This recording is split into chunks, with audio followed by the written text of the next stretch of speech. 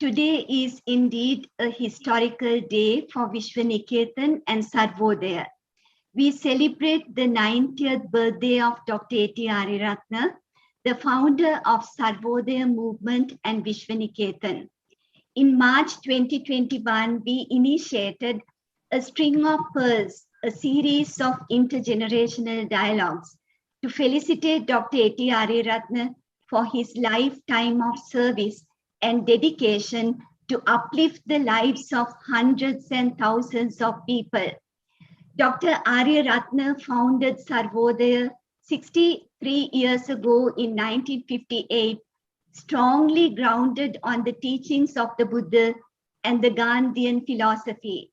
You have inspired hundreds and thousands of people across many generations, both within and outside of Sri Lanka, to cultivate loving kindness towards the less fortunate people in our communities and transform that kindness into compassionate action. You have been honored for your humble work by kings and queens, presidents and prime ministers, as well as by humble villagers across Sri Lanka.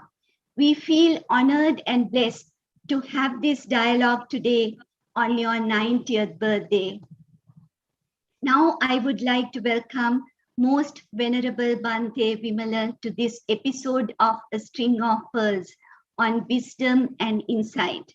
Bhante Wimala has been a great friend of Dr. A.T. Ariyaratne for 2 decades. He has been a spiritual guide and a mentor to Dr. A.T. Ariyaratne.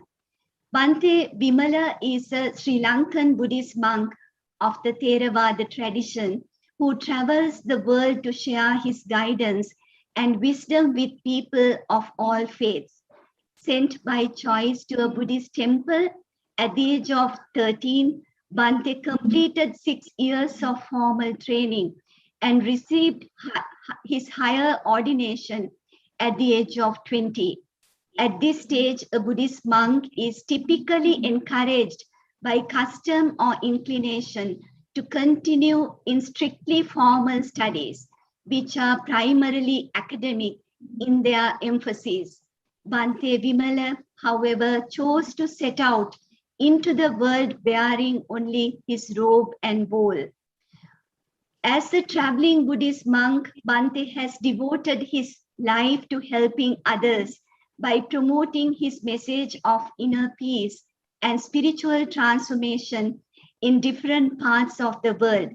Through his Triple Gem Society in New York, where he serves as the spiritual director, he has impacted the lives of people far and wide. Bhante has carried out numerous humanitarian missions in the USA, Kenya, Czech Republic, Bangladesh, Myanmar, Nepal, China, Sri Lanka, etc. Bhante's contribution to humanity has been recognized by many international awards, including the Ambassador for Peace Award offered by the Universal Peace Federation, an international and interreligious federation, and the Global Peace Award from the Center of Peace, Philadelphia. Bhante has served as the resident meditation teacher for staff and participants of Omega Institute in New York for more than a decade. Let me now introduce Sanara and Niven, who will be the moderators of today's event. Both Sanara and Niven were 2 of the first few children to join Vishwaniketan's 3S mini spiritual retreats for kids. Searching the Self, Serving Society, Saving the Environment, a program which commenced in 2010. They have already begun their own journey of serving a purpose larger than their own lives. Sanara is raising her voice to promote peaceful coexistence of not only human beings, but all life on planet Earth. Niven, inspired by Dr. Ari's work, founded Youth Force of Sri Lanka and currently serves as its president. He is the founder and also they are trying to transform the lives of most marginalized communities across Sri Lanka. With this brief introduction, I would like to invite Sanara to commence this dialogue. Thank you very much. Namo Buddhaya, Bhante. I hope you are doing well.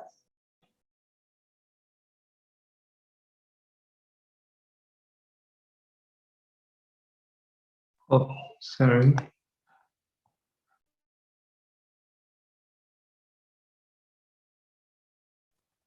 Oh, sorry. Can you hear me? Yes, Bhante, we can hear you. All right. Yes, doing very well. These days I don't travel as much as I used to, and so I have a lot of time to study Dhamma and meditate. Yes. That's great to hear, Bhante. With that, we'll jump right into the first question for today. You have been a Kalyana Mitra, a noble friend to Dr. Ari. We would like to know your thoughts about Dr. Ari's exemplary life as he celebrates his 90th birthday today. Thank you, Sanara, for asking. I consider Dr. Ari Ratna to be a very close, very good friend of mine. As Dr. Ari Ratna celebrates his 90th birthday, as he's passing another important milestone in his life, I would like to take this opportunity to express my heartfelt gratitude to him for the tireless work he has done to serve the people of Sri Lanka. I share my blessings and wish Dr. Ari Ratna a healthy, peaceful, meaningful, long life. I have known Dr. Ari Ratna for all my life. When I grew up, I knew about him, and past 25 years, I closely associated with him. He's a revolutionary leader. When you look at what Dr. Ari Ratna has done for past 50 years, not only in Sri Lanka, but around the world, you can understand what a courageous and visionary leader he is. Dr. Ari Ratna is not kind of person who sits in the office or in an office and command people to do things. He is a hands-on, hard-working, we would say, a field person. I appreciate his humility and simplicity while running development projects all across the country. Nearly in every village in Sri Lanka, Dr. Ari Ratna has lived a minimalistic, humble, and simple life. I'm telling this from my heart, knowing him for a long time. Over the years, I have had many opportunities to visit his home, meet his wife and their family. Outsiders may not know. Let me say there is nothing fancy or expensive in his house, which shows that humility and simplicity is part of his character, part of his personality. I'm not exaggerating if I say that Dr. Ari Ratna has lived a full and meaningful life while dedicating his whole life to serve humanity, especially serve people in Sri Lanka. He's driven by conviction that peace, freedom, and prosperity is a birthright of every human being. And most of his life, he tirelessly worked. And he always directly was involved with rural development projects and conflict resolutions, poverty reduction and elimination, all across Sri Lanka. In my last visit to Sri Lanka in 2020, January, Dr. Ari Ratna and his wife, Mrs. Nita Ari Ratna, visited my temple, and we had a friendly, lively dialogue for about 2 hours. Before we parted, I lovingly told him or reminded him, Bhante, it is time for you to slow down and devote more time for your meditation. I think until his last breath, he will not stop thinking how to serve people of Sri Lanka. Thank you, Bhante, for that beautiful response. I honestly don't have words to describe how much of a service and how much of an inspiration our grandfather has been to us. And the service he's done to not only people of this country, but people around the world is infinite. And he's lived such a great life, so simple, but then at heart, he to me has the biggest heart from anyone I've met. And like you said, he will most definitely be thinking about how to serve every single member of this entire globe, and also how to end poverty up until he takes his last breath. And I can't describe how much Sia means to us. And we're very thankful for him because he's been such an inspiration, not only to us, but to everyone in the world as well.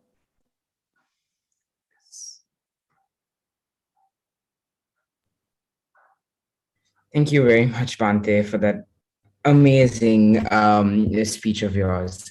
So going on to the second question, in your journey as a traveling Buddhist monk, how would you describe your experiences of insight and wisdom in a Buddhist perspective? Well, in your question, you are using two important words, wisdom and insight. It is good to begin this discussion by asking some questions about wisdom. What is wisdom, spiritual wisdom? Why do we need to cultivate wisdom within us? I know this is a deep question, it requires a lot of investigation. The Buddha used the Pali word called panya, and it is translated into English as wisdom. The word panya has a specific, unique meaning in Buddhism. Panya, which is translated into English, as I said, as wisdom, refers to an aspect of human mind, a capacity of human mind to see things and understand things clearly and realistically. All our unhappiness, suffering, emotional pain, inner and outer conflicts are either because of lack of wisdom or due to absence of wisdom. If we don't cultivate wisdom, we'll remain entangled in emotional conflict. Emotional conflicts, stress, unhappiness, misery, and suffering will be part of our daily lives. The first two aspects of the Noble Eightfold Path are in the category of panya or wisdom. They are the initial steps to be followed in order to get to the heart of wisdom. In Pali, we call them sammaditthi, harmonious perspective, and samma sankappa, harmonious thought or thinking. In these two steps, Buddha teaches us how to perfect the way we perceive the world and interpret it through our five senses, and how to guide our mental constructs and thought processes in a harmonious and peaceful manner. The question is about both wisdom and insight. So let me also say a few words about insight. Let's look at the word insight for a moment. The word insight is commonly used to mean clear understanding and a deep understanding of something. In Buddhism, we use this word insight to mean the ability to see clearly and deeply in your own mind by becoming introspective. When you are able to see things clearly and deeply through introspection, we experience insight and understand what is going on in your body and mind. The goal of Buddhism is, as we all know, self-transformation. Self-transformation is a result of a deep and clear insight into your mind and body. The process of cultivating insight or path to insight has 4 aspects. We call them Kaya-anupassana, Chitta-anupassana, Vedana-anupassana, and Dhamma-anupassana. In these 4 ways, you train the mind and cultivate insight into your own mind, body, feelings, thoughts, and emotions. Insight and wisdom go hand in hand because clear seeing and clear understanding, which is insight, is what connects you with the reality, the true nature of things, or pure truth, which is wisdom.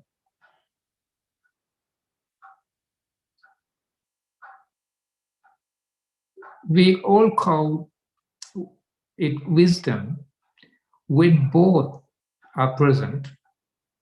When both are present, there are no more inner conflicts and you are in harmony with reality. Nobody or nothing can shake you from inside and disturb your mind anymore or take away your happiness. You're free from ego and selfishness when they both are present.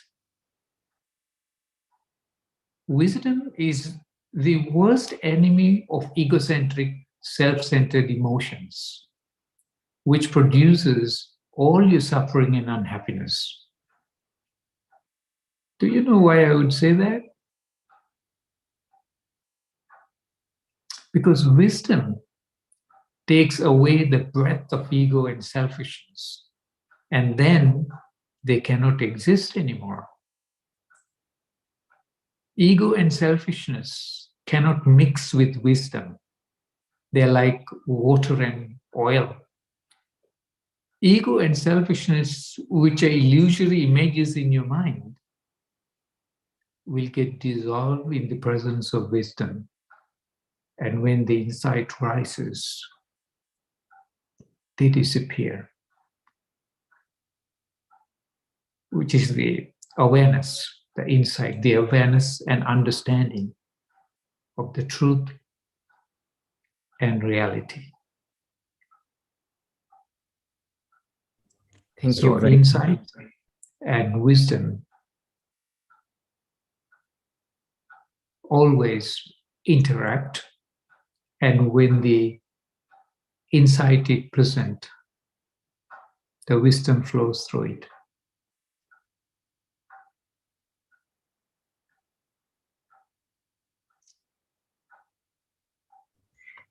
Thank you very much, Bhante. That was really, really amazing to hear. And I think that truly inspired me also.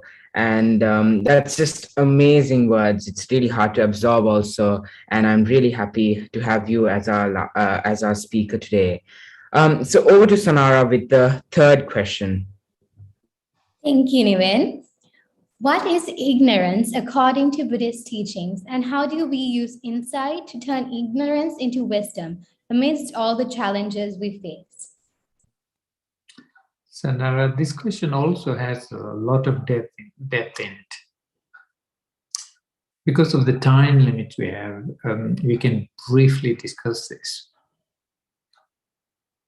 You seems to be interested in understanding the significance of the teachings of overcoming ignorance in Buddhism and how it can be applied in daily life, especially as we deal with the current challenges caused by COVID. In a way, you're asking, what are the psychological and therapeutic benefits of understanding ignorance that is taught in Buddhism? And how can we find wisdom in the teachings or avidya to cope with difficulties and challenges? Wisdom and freedom from ignorance. The first part of the question is, what is ignorance according to Buddhism? The Pali word avidya, the Buddha used, is translated in English as ignorance. The Pali word avidya actually could be translated in many different ways. It could be translated as unawareness, lack of awareness, or being disconnected from the reality of existence, or absence of wisdom, or unknowing. When Buddha explained the cause and effect relationship in life, or dependent arising, or paticca samuppada in Pali, he began it with avidya, which is commonly translated as ignorance. Life, birth and death, the sansaric cycle exist because of avidya. Avidya paccaya sankhara. All mental formations and mental constructs arise from avidya, or due to disconnect from reality. As we look a bit deeper into avidya, the reality of existence has three main characteristics. The whole reality of existence has three main characteristics. They are called anicca, dukkha, and anatta. When you are disconnected from these three truths, three realities, when you're out of touch with them, then you are unconscious of them. Or when you are unconscious of them, you are in a state of ignorance, or you are in a state of avijja. Anicca teaches us that everything is in a flow, in transition, impermanent activity. Dukkha teaches us, if you grasp, try to hold on, try to control, and expect them to be permanent, you are in conflict with reality, which produces pain, you experience, and you're suffering, unhappiness, and misery. Anatta teaches us, if you personalize all your experiences and create a false self-image and call it me, from that false self-image rises ego and selfishness. To keep ego and selfishness satisfied, you are on a mission impossible. Your whole life becomes a struggle to maintain the illusory me and continue to expand me by making things mine, by expanding material things, acquiring material things. Now that is the ignorance that Buddha spoke about. When you are in touch with these realities, the mind is perfectly healthy, and what goes on around you and within you does not trigger emotional pain, anxiety, and stress.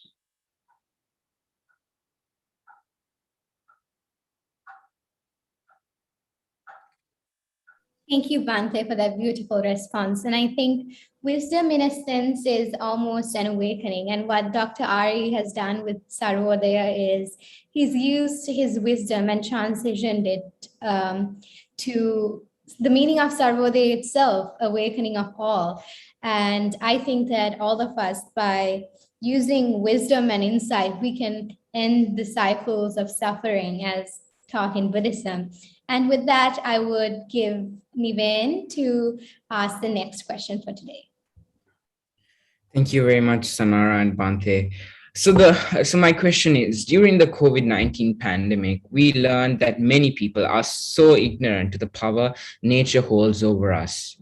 The past few years have shown us that nature is ultimately in control of the continuity of human life on Earth. How do we apply the valuable qualities of wisdom and insight into the context of a global pandemic?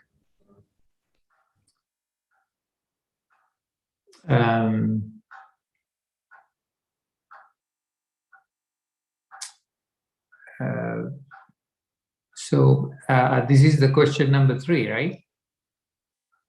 Yes, Bhante. It's my third question.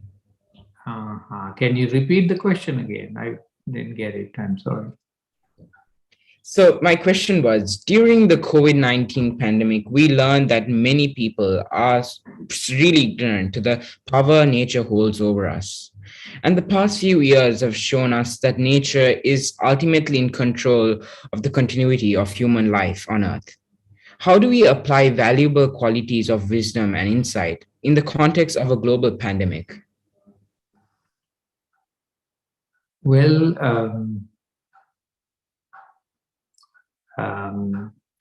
no doubt we are ignorant of the power of nature that creates and maintains the existence of life.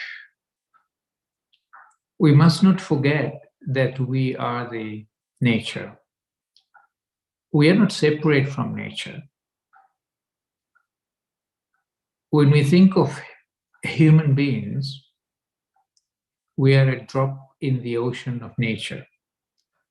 We are not able to simply disconnect and survive. Egocentric, selfish perceptions that come from ignorance is what motivates us to disregard, disrespect, and destroy nature. In this, we cannot win. Nature also has its own problems. Nature is a process of birth, decay, and death. It is not static. Nature of nature is chaos. This whole planet is spinning fast. It is held together by different magnetic forces. Eventually, this whole planet will be destroyed. The Buddha teaches us to realize our own inner nature that will free us from all concerns, worries, and fears. We can understand nature by understanding ourselves. Then we can live in harmony with nature. In the context of global pandemic, we need to encourage everyone to be more self-aware and become conscious of their own mental health. The difficulties and challenges are real, and most people are not equipped with wisdom or insight to cope with such enormous challenges. We all need to make an effort to reach out to those who are in distress and disturbed whenever we can.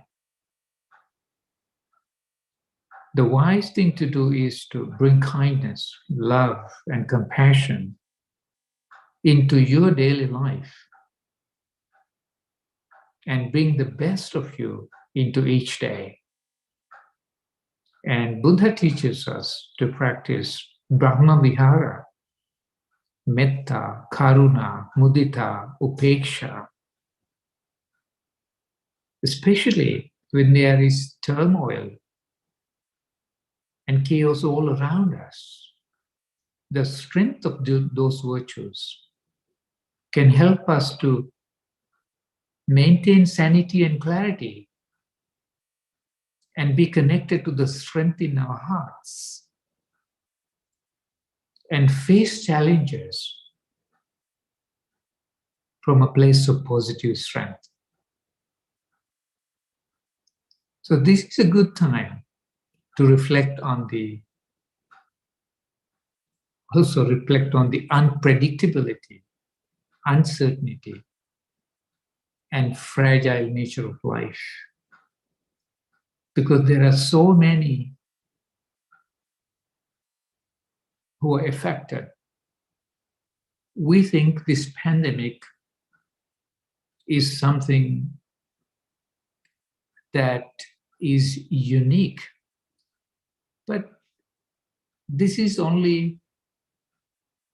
the pandemic has only added to the existing reality of impermanence, turmoil, internal, external conflicts, fragile nature of our body and mind. We are constantly challenged by those realities, and the pandemic has added extra weight and brought in those realities even closer to us. So,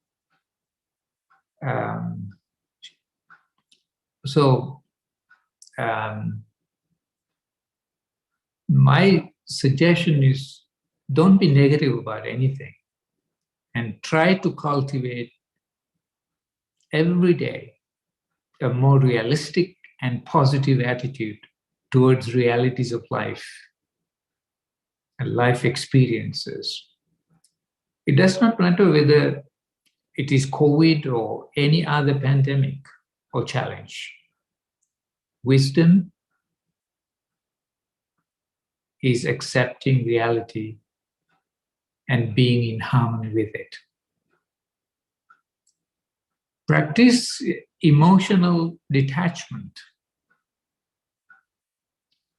Learn how to mentally withdraw from external conflicts and challenges.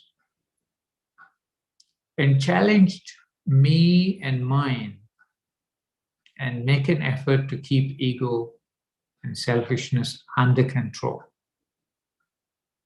and bring as much compassion as possible into your life. So I think, this way we not only protect ourselves, but we can assist those who are affected by the pandemic. Thank you very much, Bhante. That was really inspiring. So over to the final question, Sanara, you can probably go on ahead with the final question. Thank you, Bhante, for that beautiful response, and thank you, Niven. On this day, we celebrate Dr. Ari's 90th year on this planet. As we try to understand the deeper meanings of the words wisdom and insight, what aspects of Dr. Ari's life and journey shed light to these two powerful words? Well, through my experience, I have seen how he brings wisdom and insight into his life, and especially as he get involved with these huge projects to transform society.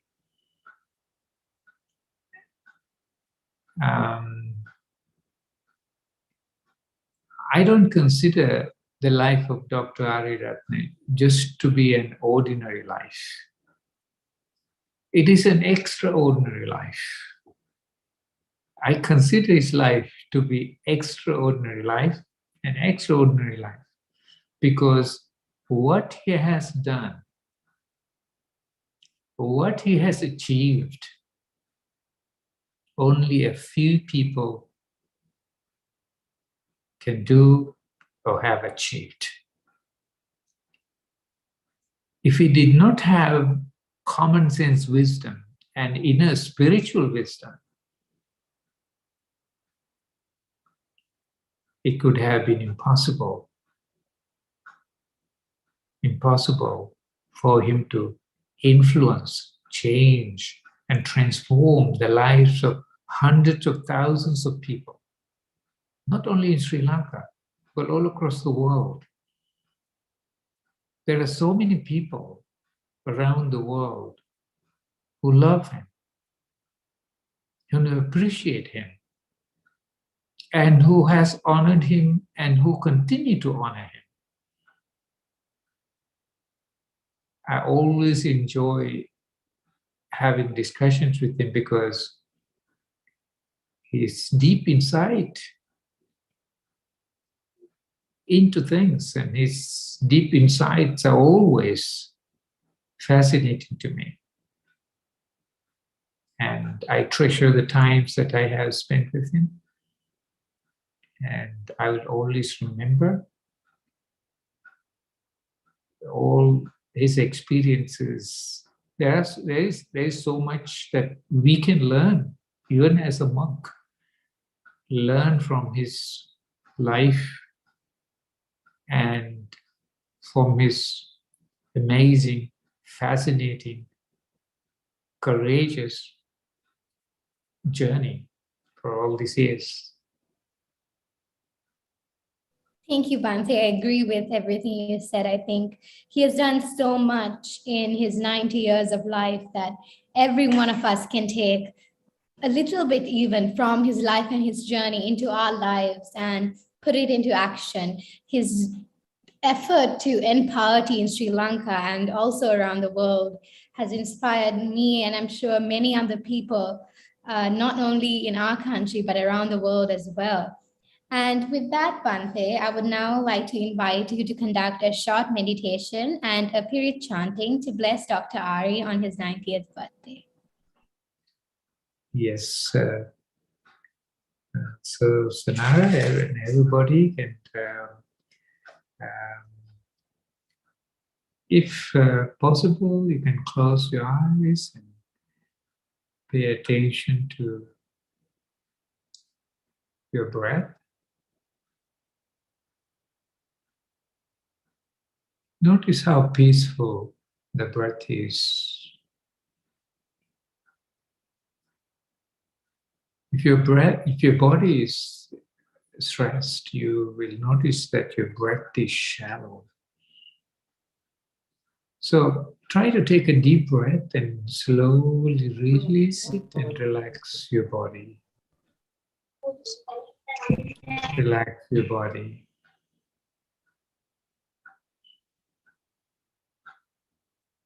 And take another breath and notice the abdomen and let the abdomen rise. And as you breathe out, relax your abdomen. Relax.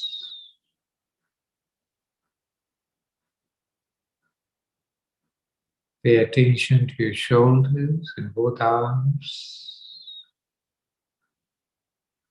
Breathing in, tense the muscles a little bit, and as you breathe out, release the tension, relax. Feel the lightness that naturally occurs.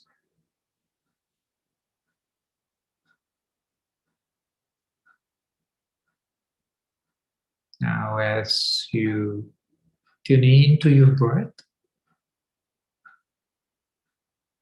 feel the beginning of the breath, a light sensation in your nostrils. Notice the rising of your chest as the lungs expand. Feel the pulse of life in each breath as you breathe in. Be fully conscious. Tune in and feel the sensation of the movement of your breath.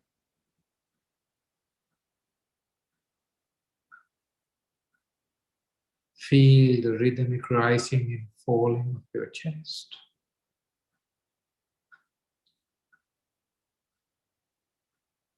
Feel the relaxation that happens in your body as you breathe out.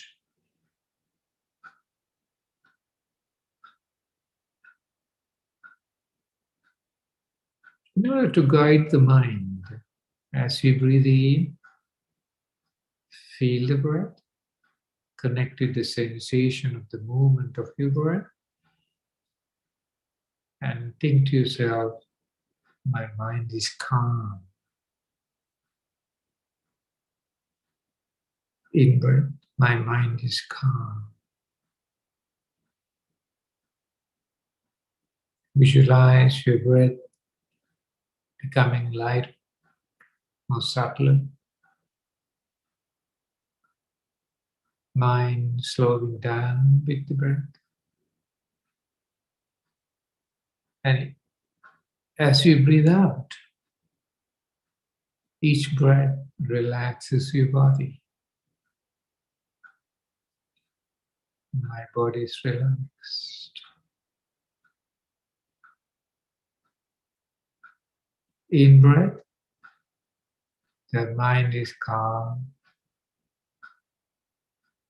Out breath, the body is relaxed.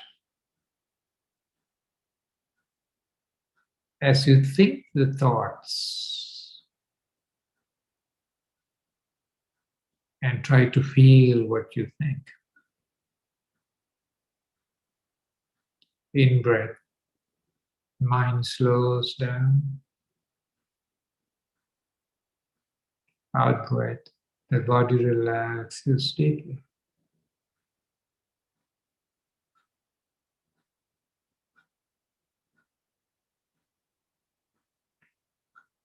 Practice it for a few more minutes.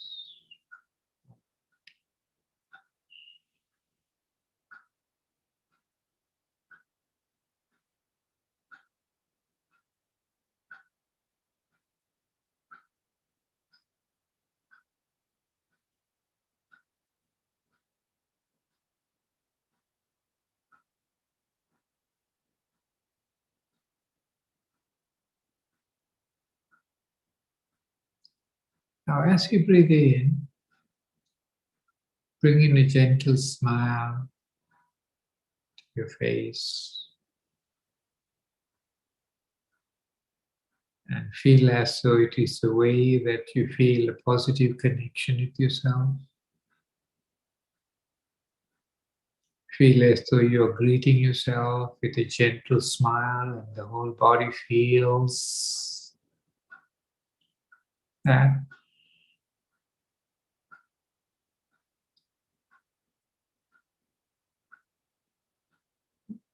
With that peaceful, positive, respectful connection with yourselves, think, may I be kind, loving, and patient. May I be kind, loving, and patient. When you're kind, you're happy. When you're loving, you're happy. When you're patient, you're happy. Feel those strengths within you. Kindness, love, and patience. Breathing into your heart, feel that these are your strengths. These are the virtues that can bring happiness to you and happiness to those who are around you.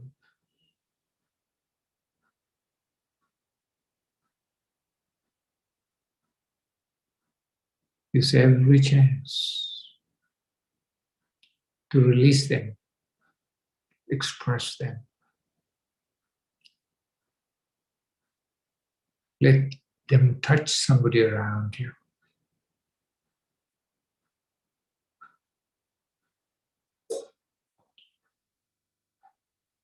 Kindness, love, and patience.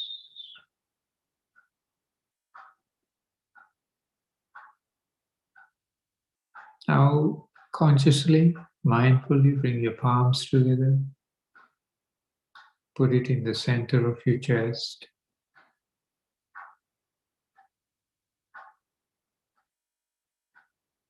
Let the side of your thumbs touch the center of your chest.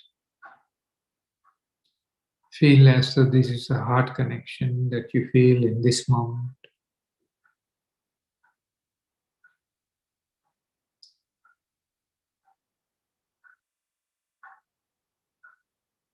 And breathing in,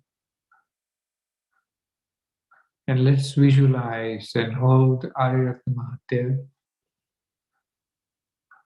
in the light and love that rises from within each one of us.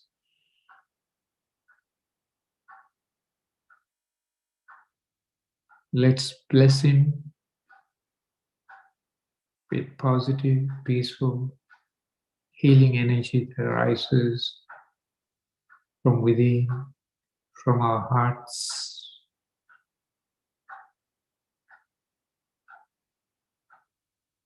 Let's appreciate this life from honest, respectful place and wish him a happy journey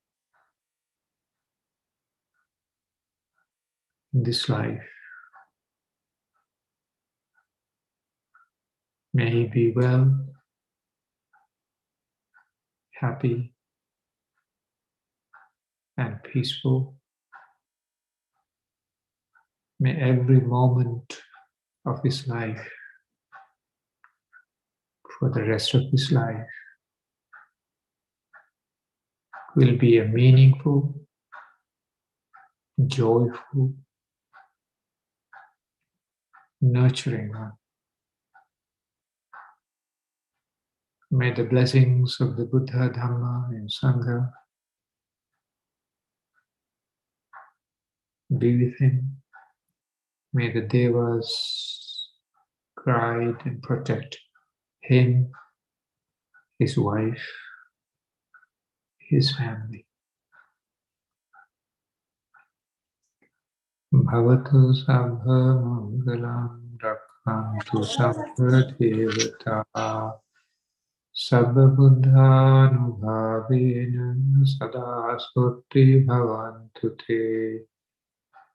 Bhavatu sabha mangalam rakhantu sabba devata sabba dhammanubhavena sada sotti bhavantu te bhavatu sabba mangalam rakhantu sabba devata sabba sanghanubhavena sada sotti bhavantu te Abhivadana silissa nicham utthapachayino chattaro dhamma vadhanti ayuvanno sukham balam ayurarogya sampatti sukha sampatti nivacha Atho nibbana sampatti iminate samichatu.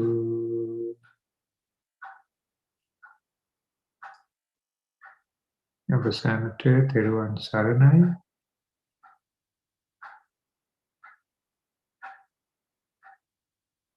සුඛී හොස්. Thank you so much, අනේ Bhante. ස්වාමීනි මට දිගට යමක් කතා කරන්න බෑ. ඇහෙනවද? හොඳට ඇහෙනවා ආරියරත්න මහත්තයා. හොඳට ඇහෙනවා.